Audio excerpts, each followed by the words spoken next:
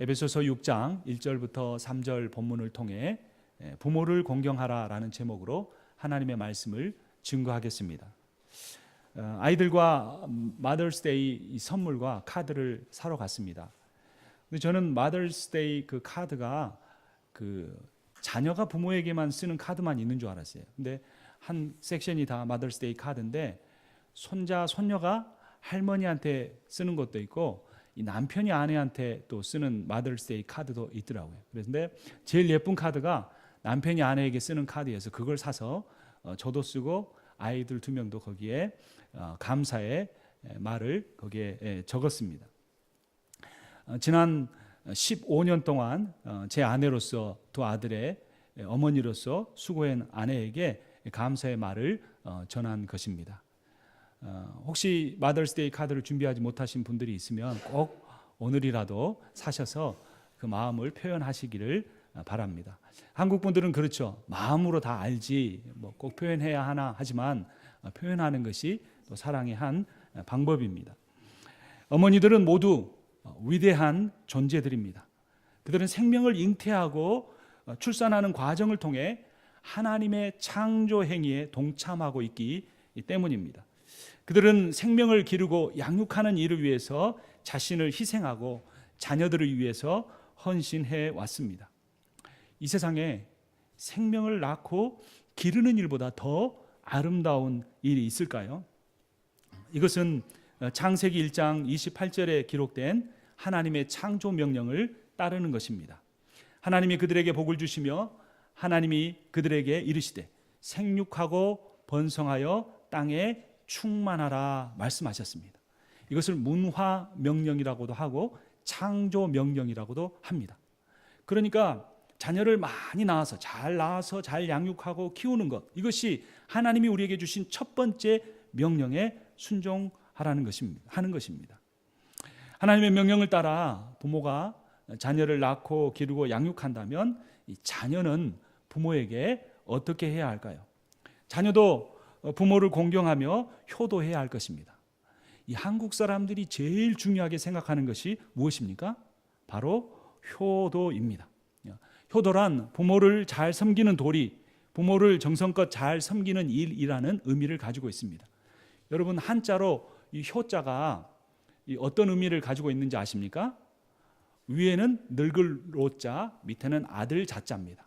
그러니까 아들이 늙으신 부모님을 등에 업고 가는 것이 효라는 한자의 의미입니다.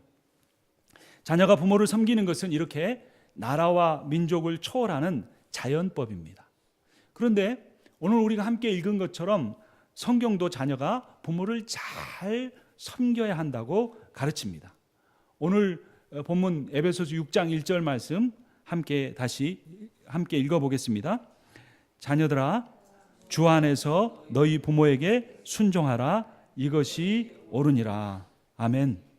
자녀는 자신을 낳고 길러주신 부모에게 순종해야 합니다. 자녀가 부모에게 순종해야 한다는 사실은 누구나 다 인정합니다. 그런데 문제는 1절에 어떤 표현이 있습니까? 자녀들아 그 다음에 어떤 표현이 나옵니까? 주 안에서라는 표현이 있습니다. 대부분의 이 사람들은 이 구절을 그리스도인이 부모에게 순종해야 하지만 신앙의 범위 안에서만 순종해야 한다는 의미로 받아들입니다. 반대로 생각하자면 신앙을 벗어나는 명령에 대해서, 부모의 명령에 대해서는 자녀가 따르지 않아도 된다라는 의미로 이해할 수도 있다는 것입니다.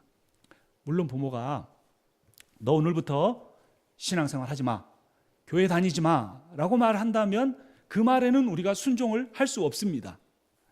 하지만 만약에 오늘 집안에 중요한 일이 있으니까 꼭 오늘밖에 할 수 없으니까 오늘은 교회 가지 말고 집안일을 해라. 그럼 여러분 어떻게 해야 될까요? 집안일을 해야 할까요? 그래도 꿋꿋하게 교회를 가야 할까요? 우리는 이런 문제에 대해서 고민을 해봐야 합니다.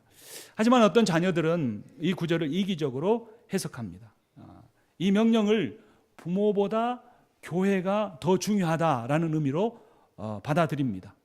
물론 우주적인 교회, 비가시적인 보이지 않는 우주적인 교회는 부모보다 더 중요할 수 있습니다.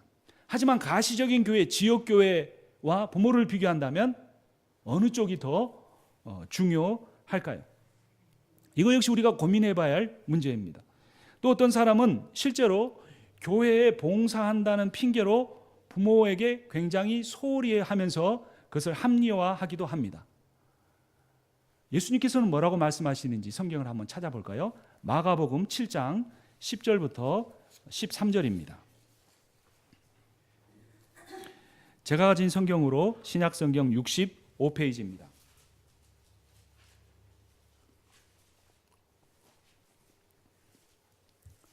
마가복음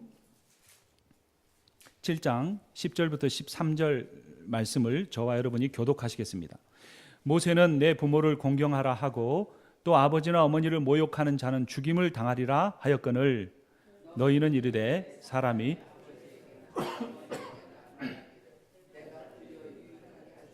고르반 곧 하나님께 드림이 되었다고 하기만 하면 그만이라 하고 자기 아버지나 어머니에게 다시 아무것도 하여 드리기를 허락하지 아니하여 너희가 전한 전통으로 하나님의 말씀을 폐하며 또 이 같은 일을 많이 행하느니라 하시고, 우리가 읽은 대로 예수님의 가르침에 따르면 만약 어떤 사람이 신앙생활은 열심히 하면서 그것을 핑계로 부모에게 소홀히 한다면, 또는 신앙생활을 핑계로 부모에게 대해야 할 의무를 소홀히 한다면 그것은 잘못이라고 분명히 말해주고 있습니다.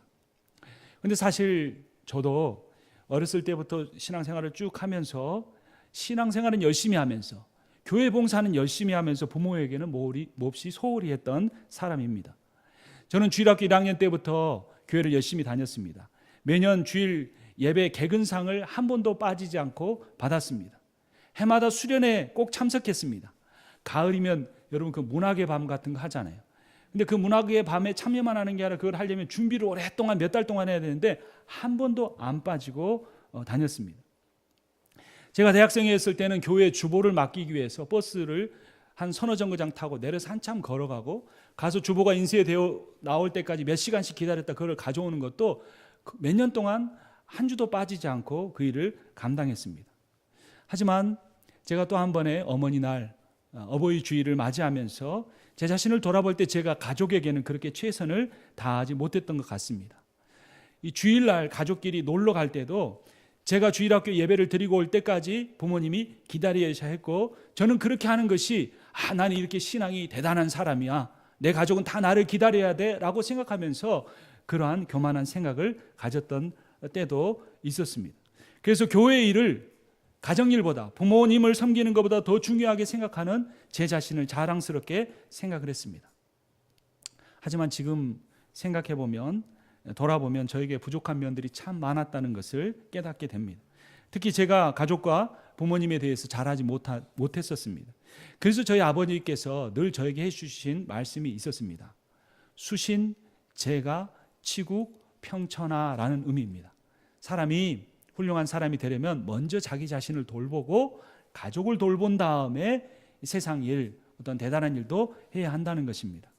사실 저희 아버님은 그때 당시에 교회를 다니지 않으셨습니다. 하나님을 부인하지 않으셨지만 하나님을 믿지도 않으셨습니다. 그럼에도 불구하고 제가 주일마다 교회 가는 거, 주일 외에도 교회를 섬기는 일을 반대하지 않으셨습니다. 그렇지만 아버지께서 저에게 수신제가 치국평천하라는 말씀을 늘 해주셨던 걸 보면 제가 가정일에 그만큼 소홀히 했기 때문이었던 것 같습니다. 아버지는 지금 그때 당시에 제가 조금 더 집안일을 돌보고 가족에게 신경 쓰기를 바라셨던 것입니다. 아버지는 지금은 살아 계시지 않습니다. 제가 아버지께 더 잘해드리고 싶어도 잘할 수가 없습니다. 그렇다고 해서 제가 지금 살아계신 한국에 계신 어머니에게는 잘하냐면 그렇지도 못합니다. 어렸을 때는 신앙생활이 중요하다는 핑계로, 지금은 미국에서 목회해야 한다는 핑계로 부모에게 몹시 불효하고 있습니다. 그래도 감사한 것이 있다면 제가 벌써 6년 반이 됐네요. 미국으로 유학을 오면서 아버지와 헤어지면서 했던 일입니다. 짐을 다 싸고 이제 마지막 집에 이제 있다가 하루를 자고 집을 나오면서 아파트 앞에서 차에 배웅을 나온 아버지, 그 아버지에게 망설이다 포옹을 하고 아버지에게 사랑한다고 고백을 했었습니다. 그때 그 만남이, 그때 드린 말이 직접 아버지를 대면하고 드리는 마지막 말씀이 될 줄 누가 알았겠습니까? 그때 만약 제가 사랑한다고 고백하지 못했다면 계속 후회했었을 것입니다. 저는 사실 저희 아버지가 저를 사랑하신다고 하는 말씀을 한 번도 들어본 적이 없습니다. 제가 아버님한테 사랑한다고 고백한 뒤에도 저희 아버님은 저에게 안 하셨습니다. 한국 분들이 다 그러시잖아요.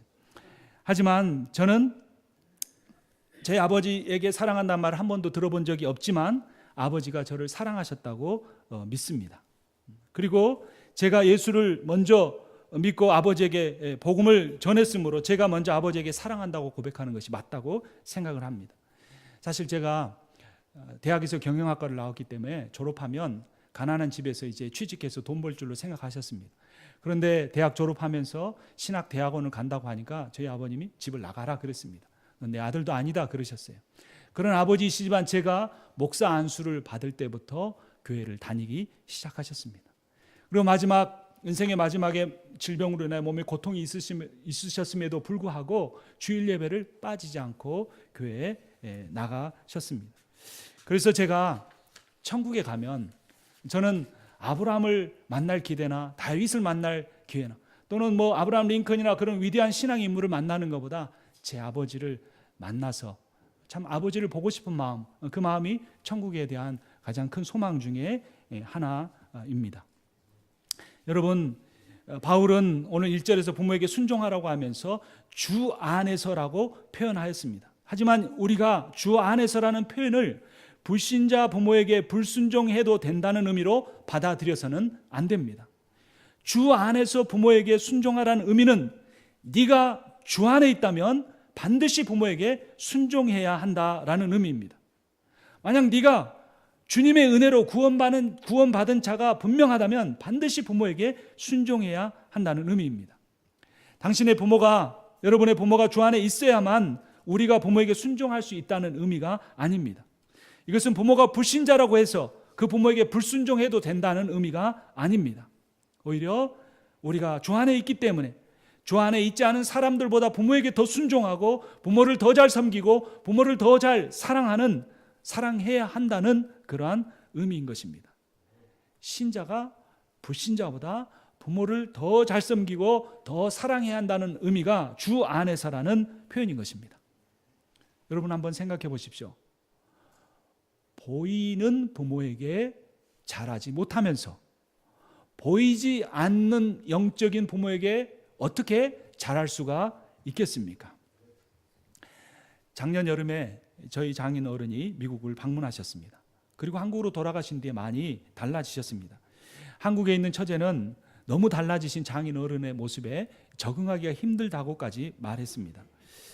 부모님이 미국에 오셔서 저희와 함께 동부 지역을 여행하셨습니다. 제가 한두 달 전부터 여행 계획을 직접 짰고 제가 직접 운전을 하고 모시고 다녔습니다. 주중에는 여행을 하고 주말에는 교회 사역을 했습니다. 2번 저희 제일한인 장로교회에 함께 예배에 참여하시고 그때마다 제가 설교를 했습니다. 또 평일에도 시간이 나면 부모님과 많은 대화를 했습니다. 아버님이 한 번도 그런 이야기를 안 하셨었는데 결혼해서 처음에 고생한 이야기, 직장 생활을 했을 때 어려웠던 이야기를 한 몇 시간 동안 이렇게 계속 하셨습니다. 그 이야기를 재미있게 잘 들었습니다. 그리고 부모님이 한국으로 돌아가시기 전에 제가 복음을 부모님께 직접 전했습니다. 어머니는 이미 저희가 결혼 신혼 초기부터 저희 집에서 가정교회를 할 때 예배를 참여하시고 신앙생활을 하셨지만 아버님은 아직 주일 예배를 드리지 않으셨고 하나님을 믿는다고 확실하게 고백을 하지 않으셨기 때문입니다. 사실 부모님이 오시기 몇 달 전부터 여행 계획을 짜면서 기도를 했습니다. 이번에 오실 때 제가 아버님께 복음을 전하려고 아내와 함께 오랫동안 구원을 위해 기도해 온 것입니다. 예수 그리스도에 대해서 전했습니다. 그리고 아버님께서 제 구원의 초청을 받아들이셨습니다. 아버님께서 예수 그리스도께서 자신을 위해 죽으신 것을 믿고 이제부터 신앙생활을 하고 주일 예배도 드리겠다고 약속하신 것입니다. 그리고 한국에 돌아가셔서 동네 교회를 출석하시게 됐습니다. 얼마 후부터는 새벽 기도회를 날마다 다니기 시작하셨습니다. 그리고 교회에서 하는 수양에도 참여하셨습니다. 그리고 교회 목사님들을 다 초청해서 식사 대접을 하기도 하셨습니다. 저는 아버님의 변화가 저와 아내의 기도에 대한 응답이라고 생각합니다. 우리가 믿지 않으시는 부모님에게 할 수 있는 최대의 효도는 그 부모님에게 복음을 전하는 것입니다.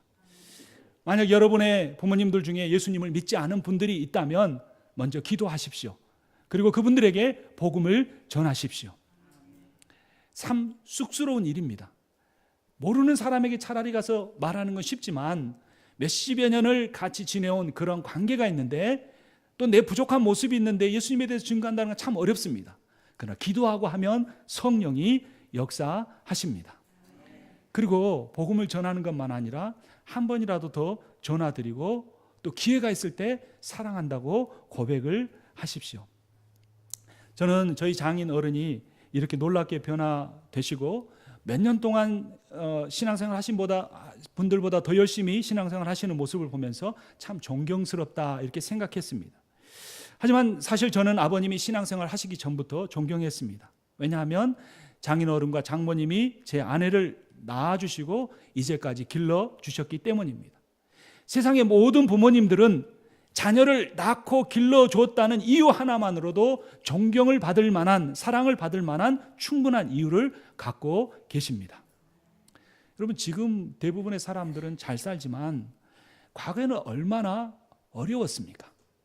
그 어려운 시절에 어렵게 돈 벌어서 자녀들 먼저 먹이고 자녀들 먼저 입혀주고 자녀들 교육하는 일에 힘써준 부모님들이 있었기 때문에 오늘날 우리가 있고 어찌 보면 오늘날 미국에 와서 이렇게 잘 생활하고 있는 것일지도 모릅니다. 그러므로 우리보다 더 어려운 환경에서 우리를 낳아주시고 길러주신 부모님을 존경하는 사람이 신앙생활을 잘하는 사람인 것입니다. 이어서 바울은 2절에서 무엇이라고 고백합니까? 에베소서 6장으로 돌아와서 2절 말씀 함께 읽겠습니다. 내 아버지와 어머니를 공경하라. 이것은 약속이 있는 첫 계명이니. 여러분, 이것은 십계명을 의미합니다. 사실 십계명의 첫 계명은 무엇입니까? 여호와 하나님 외에 다른 신을 두지 말라입니다. 근데 왜 부모를 공경하라는 이 말씀을 첫 계명이라고 말할까요? 모세가 십계명을 어디에 받았습니까? 두 돌판에 받았습니다. 한 돌판에는 하나님과의 관계가 첫 계명부터 네 계명까지 기록이 되었고, 다른 돌판에는 이웃과의 관계에 대해서 5번째 계명부터 10번째 계명까지가 기록이 되었습니다. 그런데 이 두 번째 돌판에 기록된 이웃과의 관계를 말하는 그 돌판 안에 첫 번째 계명이 무엇입니까? 5번째 계명, 즉 내 부모를 공경하라라는 계명인 것입니다. 그러니까 우리가 인간으로서 사회생활하고 신앙생활하는 모든 관계 중에 부모를 공경하는 것이 가장 중요한 첫 계명이라는 것입니다. 그렇게 하는 사람에게 하나님이 어떤 복을 주시겠다고 약속하십니까? 에베소서 6장 3절 말씀 함께 읽겠습니다. 이로써 내가 잘되고 땅에서 장수하리라. 아멘.